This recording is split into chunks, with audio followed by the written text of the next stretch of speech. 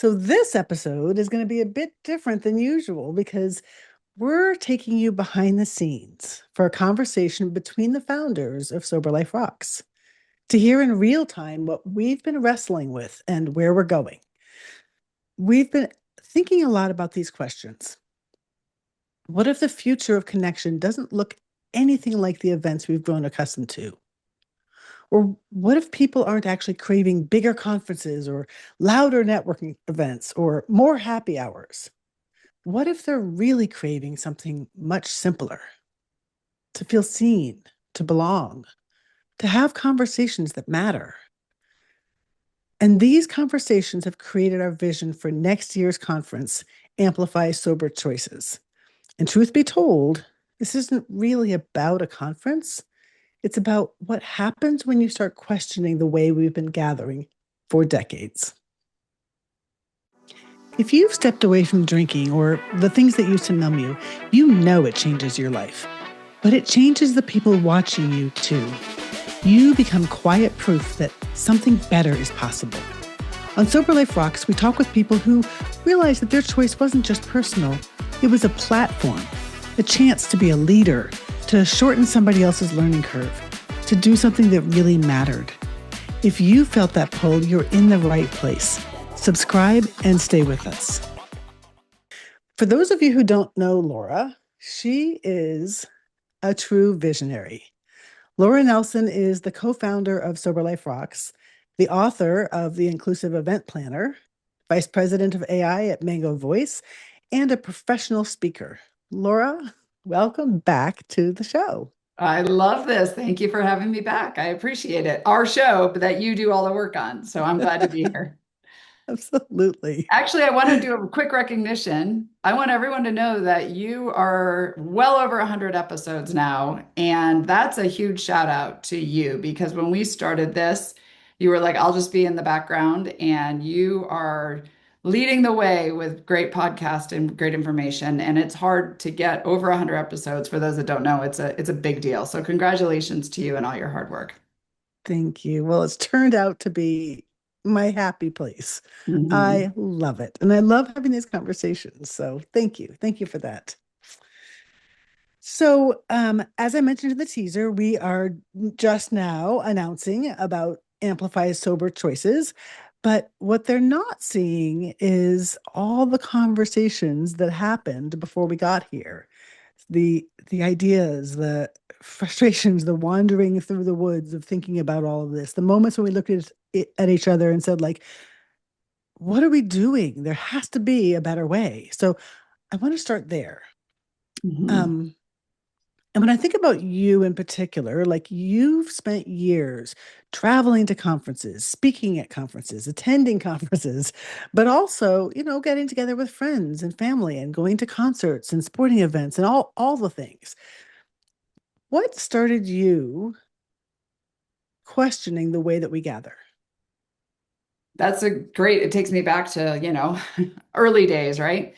I think the thing is that for me personally, one of the reasons that I didn't stop drinking earlier was because of the gathering expectations when you go to events. How do you go to events and not have a glass of wine or drink a beer or go to a sports event and not have, like, I just thought life couldn't be fun without a drink in your hand or alcohol, right? And so, I mean, I didn't know back then what I know now, but like now on the other side of this, I'm looking at everything we do in life. I mean, I see people, they go to baby showers, they take champagne, they go fishing and they're drinking beer, they go to a sports event and they're drinking a beer, and we go to events. So really, this for me is huge because it's one of the things that kept me from not drinking. Because how do you do life? How do you do these gatherings? Either not drinking and or being the one that goes, no thanks, I don't drink. And having everybody else, drinking or putting the pressure, or asking you and all of that. So for me, I mean, you and I have talked about this, at home it's safe and you can have what you want to drink and you can hang out with who you want in your house, but the second you step out the door, you're at an event. And I think that's what we all can experience in different parts of our lives. Yeah. I mean, I know like it's a death by a thousand cuts in some ways, but I also too had that moment, that first moment when I had stopped drinking and I was at a corporate job, and my job was literally to wine and dine people who we wanted to bring into our inner circle, consultants and speakers and whatnot. And so I had the corporate credit card, and as such, when I sat down, they handed me the wine Bible. It was this Yeah. huge book, which was a directory of all my best friends.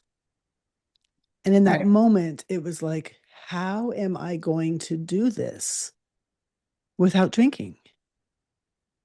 And it was this moment of just all the ways in which I gather with people Mhm.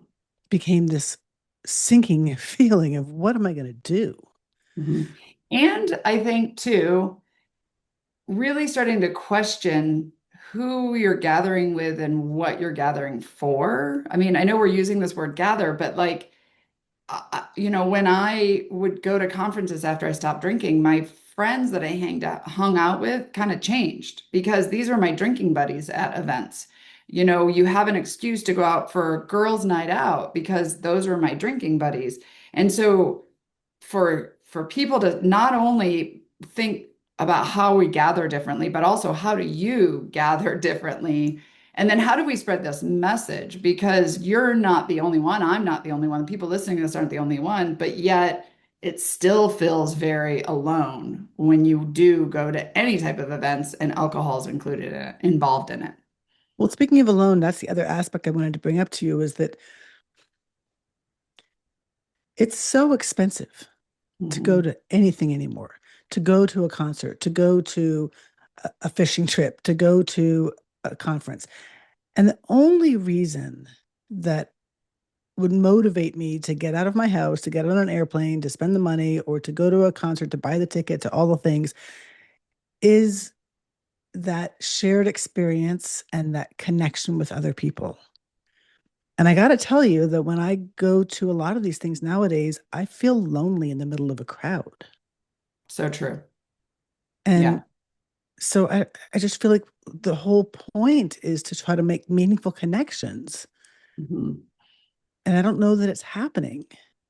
Yeah, I mean, in the book, I talk about this a lot. We've used alcohol as that connection that you walk in and I put it back to like going to remember when you went to like a middle school dance, and if you didn't go in with your girlfriends or your friends and you walked in by yourself and the boys were on the right and the girls were on the left, and you had to find your crew because you feel very alone. Well, it's the same in adult world. Like we're just a bunch of 13-year-olds grown up in adult bodies, right?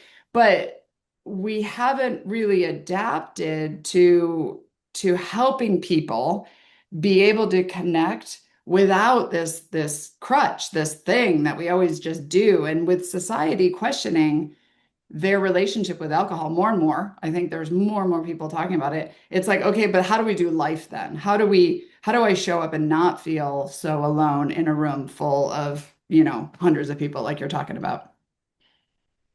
Earlier this year, Dr. Oz made headlines when he referred to alcohol as, quote, a social lubricant that brings people together. And he said that it gives people, again, a quote, an excuse to bond and socialize. And then he went on to say that there's probably nothing healthier than having a good time with friends in a safe way. And so I feel like, okay, the second part of that is right. People are desperate for connection. But as for the first part, I think that he and society, we have confused alcohol with the mechanism that creates it. In other words, he said it's a social lubricant that brings people together. We hear it all the time, right? Let's get together for drinks, or meet me at the bar, or we see brochures for wine tours or TV ads showing us how to have fun with a cooler full of XYZ beer. So it begs the question, and here's what I wanted to ask you. If alcohol wasn't the lubricant to bring people together, what happens? Right? And that's kind of where we are right now because connection is what we're all missing. Connection is the reason, events the numbers are going down for events. People are spending more time at home. We can order food and entertainment and everything to our house. What's the reason for going out? Right. Right. And And we can so connect on social media.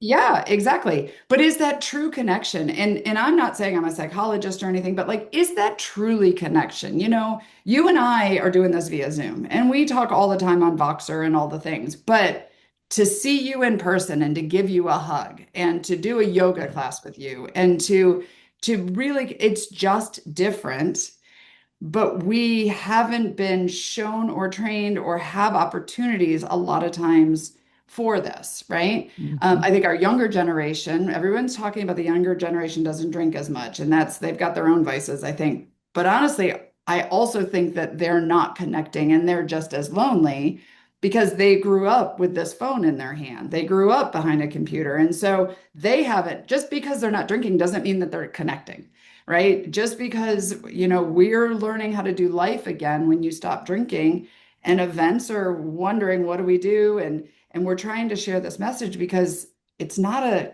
it's not an alcohol problem, it's a connection problem. Yeah.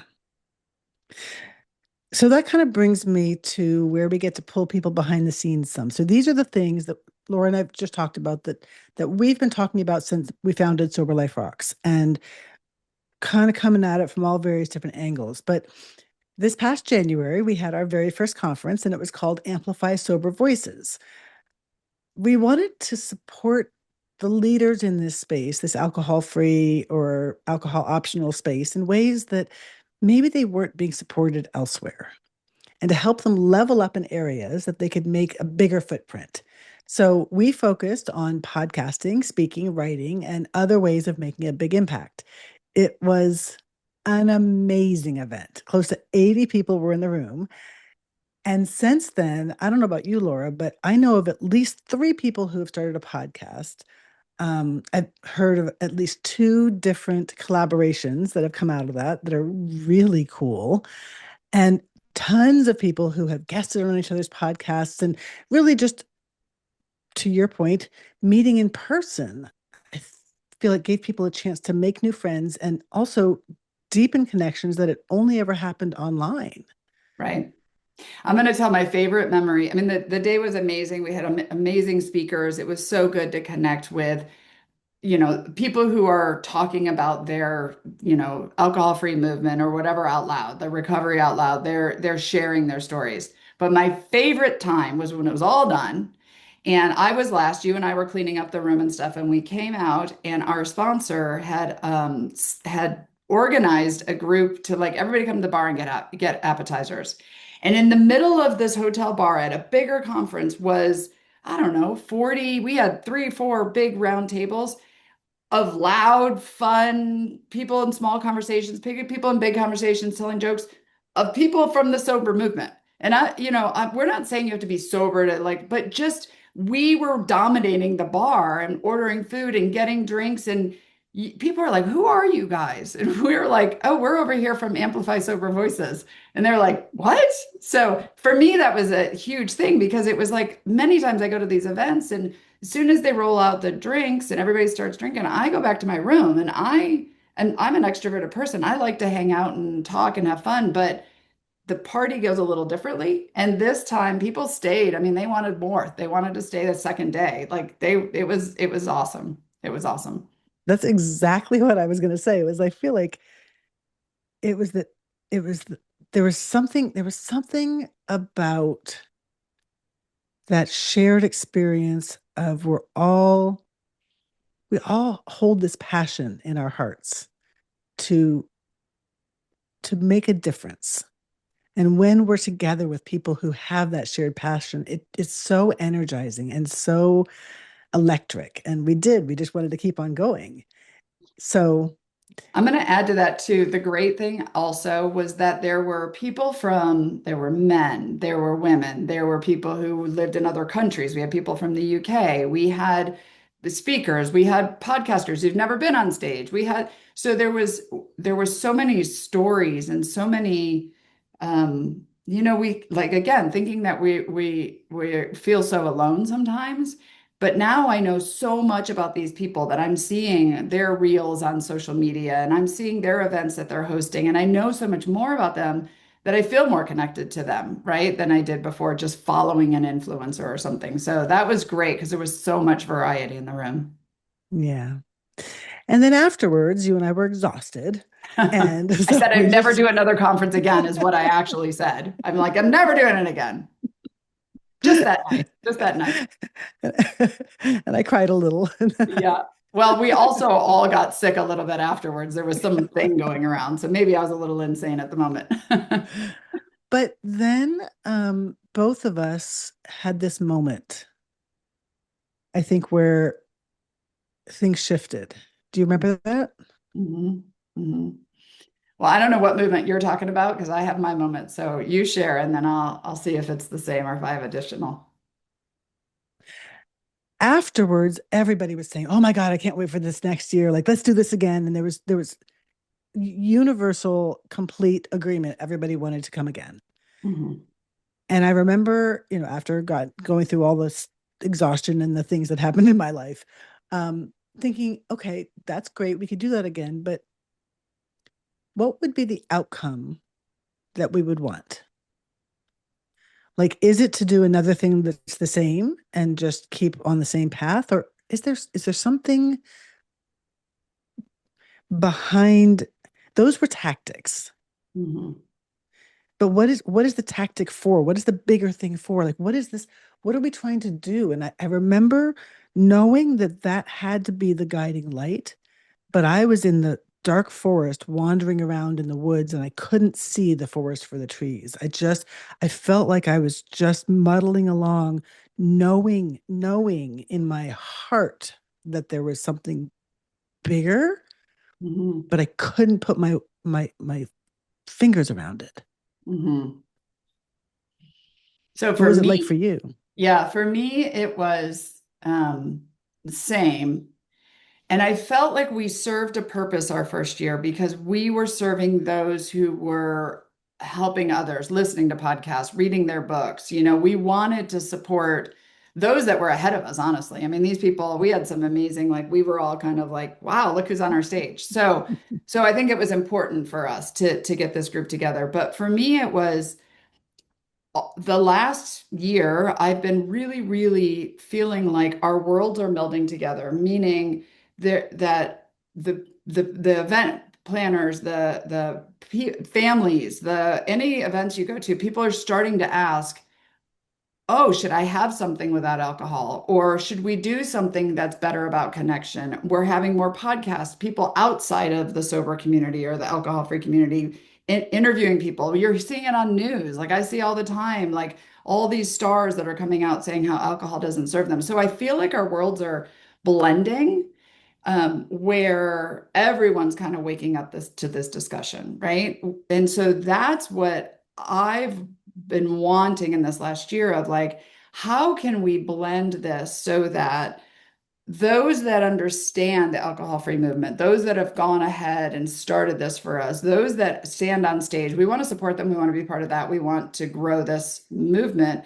But yet we want to bring along the people who are like, how do I do this better? Like, how do I be a better business owner and support my employees? How do I help in my community? How do I throw an event for my girlfriends? How do I plan a trip with some friends that are sober and some friends that drink? Like this is a cultural, this is a bigger thing than just doing life without alcohol. And there's so many people I think that are sober curious and maybe trying to not drink as all the things that I feel like it's time to kind of bring everybody in the same room because it's a bigger discussion than just helping those who aren't drinking. It's about helping society in general, in my opinion. Not that I'm taking off too much here, but let's just change societal norms. For those of you not watching this on video, I am literally getting choked up because this is why I love being in partnership with Laura because I was so in those woods and it It was a dark place where I knew hope was somewhere and I couldn't put my words around it. And I know Laura was struggling as well, but when she had this moment of clarity, it was like, oh, that's it. That's exactly it. Why can't we take on this big question? Why can't we be the ones to bring smarter people into the room again Mhm. and let that conversation happen between people from all these different walks of life? Why can't we start this conversation? And Mhm. because we had year one where we taught people and helped them level up in broadcasting the message, now we have a working group where we come up with some ideas and some solutions and set all of them free to Mhm. be the microphone out into the world. Yep. And from there, that's what this next year's conference is going to be, is amplifying sober choices. Voices. It's such a habit to say sober voices, I but know, we've I know. changed it to sober choices. So let's talk now about what we're actually trying to create with this next year's conference. First of all, it's going to be in March, March 12th and 13th. It's going to be at the Children's Museum of Phoenix, which is super cool and exciting. Um, and so talk to me a little bit about how you envision this being different. Not the agenda, but just the ethos of it. Yeah. So first of all, I love the location. So kudos to you. I think, and we did it in January last year, which is for those that don't follow this movement, dry January. So everyone's busy. It was a lot to pull off in January. We made it 2 days this year, which is because everybody was asking for more. But I want and expecting to feel from this or see from this a higher level discussion from, like we said, different like business owners and HR professionals and speakers and writers and podcasters and people in the recovery movement, all of it about these societal issues that we have and how can we start to make an impact to help those that either don't know better or need the help, because there are people in every gathering now that are not drinking or trying not to drink, can't drink, don't want to drink, like it, but we haven't caught up as a society. And so I envision the first day being higher level discussions. I'm hoping you and I have some target good people that we would love to put on stage if we can get them, to say yes. And then, like you said, break into working groups based off of what is yours. Like mine's about events. I'm all about events. I'm all about meeting planners, knowing better, having better options. How do they set their meetings up? But we know one of the people in our inner circle, she's all about business owners and how do business owners support their team members better. And you're about speakers and writers. And so we really want to kind of set the stage, no pun intended, on day one. And then day two, like you like to say, roll up our sleeves and really get into what impact can we make better together than alone, because we are all about, doing this together. Yep.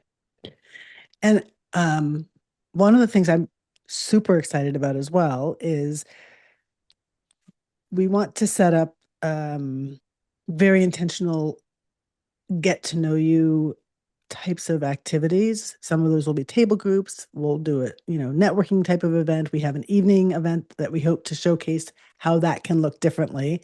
Um, but I would love to see those cross populations to where a meeting planner builds a relationship with a podcaster or somebody who runs a business meets somebody who is a writer Mhm. and be able to see what new collaborations and new cross populations happen because that's the richness of this fabric of bringing all these people together. Tell me about kind of Yeah, like I'm who going are to the add different one types more of to that. people?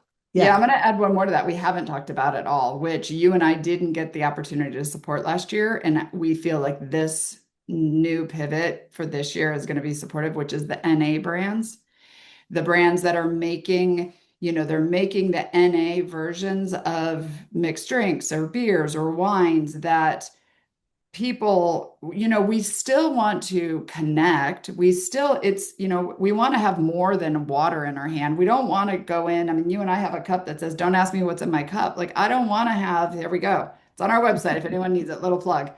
But we saw a great speaker who talked about this, who has like a mocktail bar, and like having great options for people so they can pick and choose what they want to drink and nobody judges you is huge. And we really wanted to help the NA brands last year, but there was so many variables of cost and location and all of that. But this year, this is the right group for to put their products in their hands and drinks in their hands. And let's learn how to socialize and connect and not have that need to have, alcohol in the room, but still feel like we're having the party, right? Yeah. So I wanted to mention that too, because there are some amazing NA companies out there. I mean, they're growing leaps and bounds right now just Oh, yeah. because. And what did you say? You knew you had somebody on a podcast like people who drink NA. So 85% of the NA beverages are purchased by people who do drink alcohol.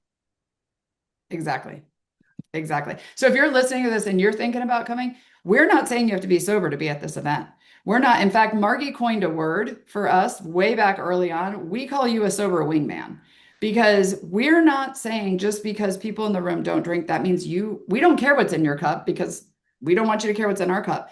But if you're a sober wingman, you see this need to support the community that you serve, the friends that you have, the events that you throw. Like you're seeing the need for it.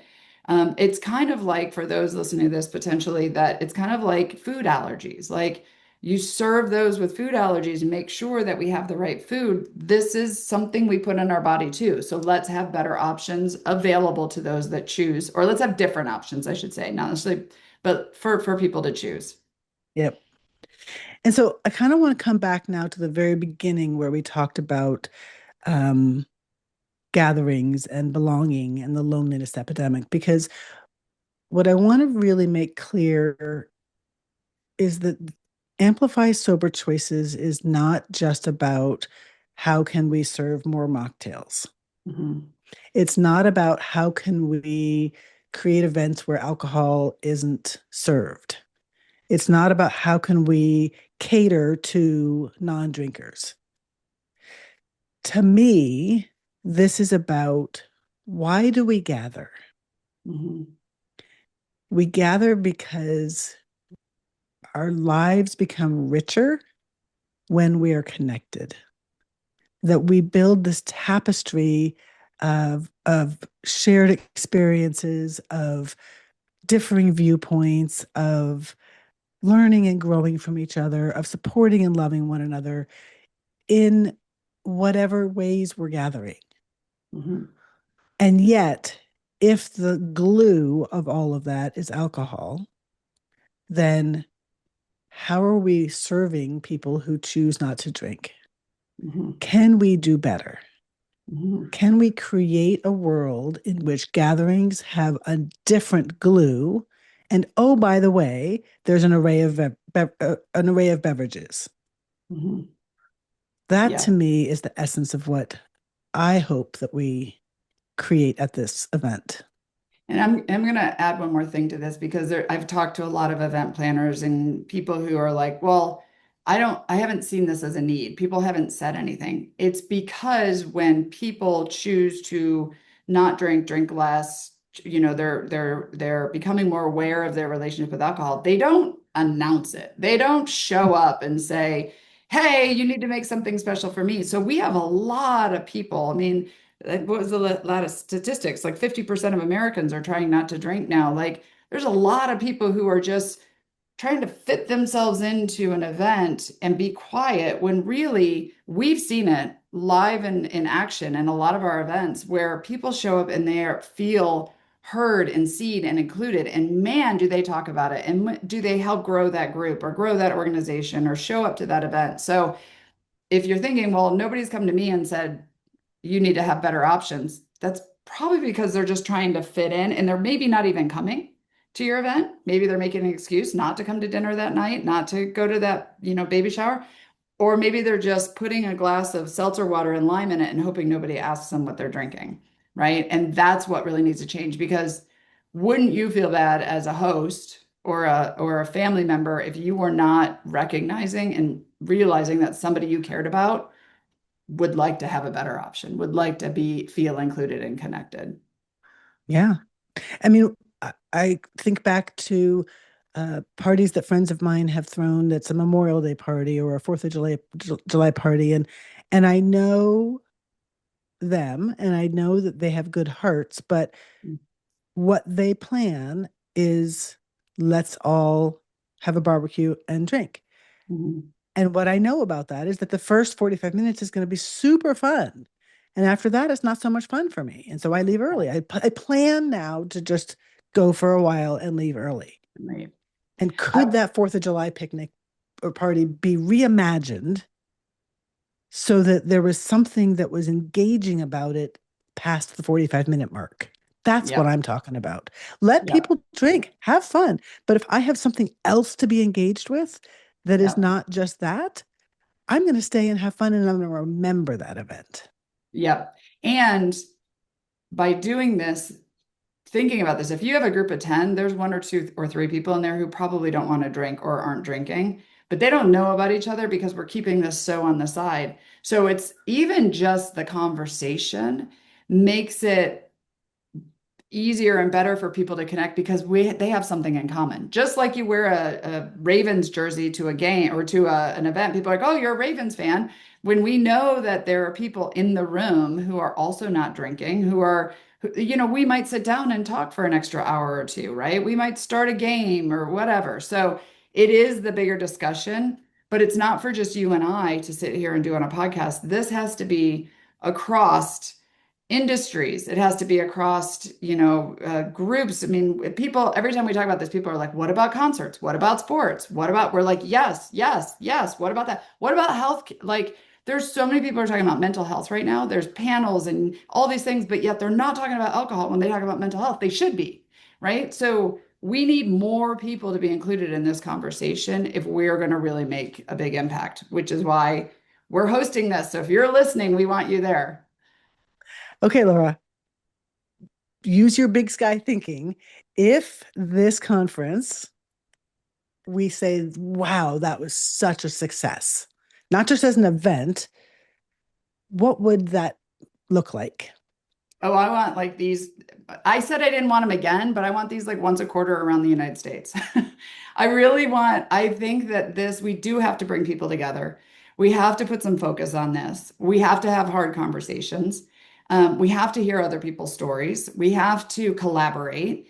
And we can do it all a little bit like this on Zoom but to put people in the room together and so for me, it would be enough people show up that go, let's do this, let's make this movement in our different daily lives, whatever. And then let's take it, I think around four times a year in different parts of the country. And let's get local people in that area to make a difference because the more we can get the right people in the room and the more people can talk about it, the more it's going to make an impact and a change. So, as much as I said I didn't want another conference, I would love it if we walk out and make it more than an annual thing or at least an annual thing and have it grow. All right. So I would love to see this conversation started. I would like to see people come out with concrete, actionable things that they will do.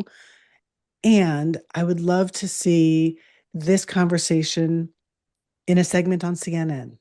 And I Mm, would love to see this conversation as a main stage presentation at the Meeting Planners International. And I would love to see this conversation become part of people's um, dinner conversation about how their next upcoming bridal shower is going to be, or how their next upcoming high school reunion is going to be, or whatever the gathering is.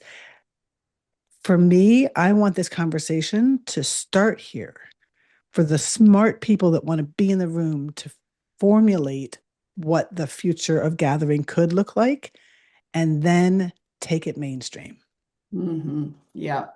And again, this isn't just about the alcohol, it's about the connection, it's about the gathering, it's about the, I think all of the statistics show that organized events, whatever they are going down, right? It could be five, it could be 5,000.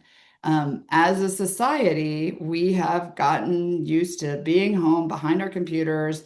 Everything gets streamed to us. So, what's the reason for leaving? What's the reason for showing up? What's the reason for getting there? And so, again, that's what you were saying. Like, we want to talk about, like, how do we get this so that people want to be there? How do we get people out of this loneliness epidemic? Because you got to connect with others to pop through that, right? I'm sure there's a more technical term than that, but and that's really what this discussion's about.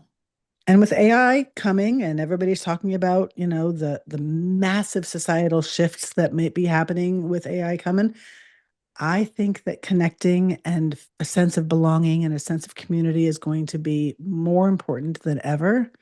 And so why not join us Mhm. and be part of the conversation that could very well change the future of how we gather? Mhm. And if you're interested, go to soberliferocks.com and click on the Amplify conference tab, and you will learn all about it. We do have an early bird special price that's only good through September 1st. And so buy your tickets early to take advantage of that. Um, and if If you're a company who's behind this also, we would love to have you in the room. So we have sponsorship opportunities, we have opportunities to collaborate with you. Like Marky said, we have an evening event that we're planning. So if you're wanting to be in this room with these movers and shakers, we would love to have you there. and if you have questions, reach out to us personally and Mhm. and let us know. We're happy to jump on a call and have conversations with you. Mhm. So, kind of wrapping all this up, Laura, I just want to say thank you for being that visionary and for allowing me to be part of building something that feels really important. But the future is not going to be built by you, and the future is not going to be built by me. It's built by all of you listening, people willing to rethink how we gather, how we connect, how we celebrate, and most importantly, like how we feel that sense of belonging. And we hope that you'll be part of it, that you aren't just going to listen to this and go, well, that's really cool, but actually bring your voice and bring your life experience and bring your heart and let the ideas that percolate in a room like that create the magic of the future. Laura, I want to thank you so much for coming on and sharing this behind the scenes conversation with everybody. I'm so excited, and I hope anybody listening, get your ticket, join us. I can't wait to meet you in person. And I want to thank you, Margie, because you are the wheels that make this whole thing happen. I show up and do rah rah, and then you are doing all the legwork to make this happen. So I look forward to everybody getting to experience another great conference that you get all the details figured out and make it go run smoothly. So thank you. Thank you. And on next week's podcast, I have a guest who's actually in the event planning space that will help us bring an even finer focus on what's currently going on at gatherings of all types. So we hope that you'll tune in next week for the Sober Life Rocks podcast. Thank you.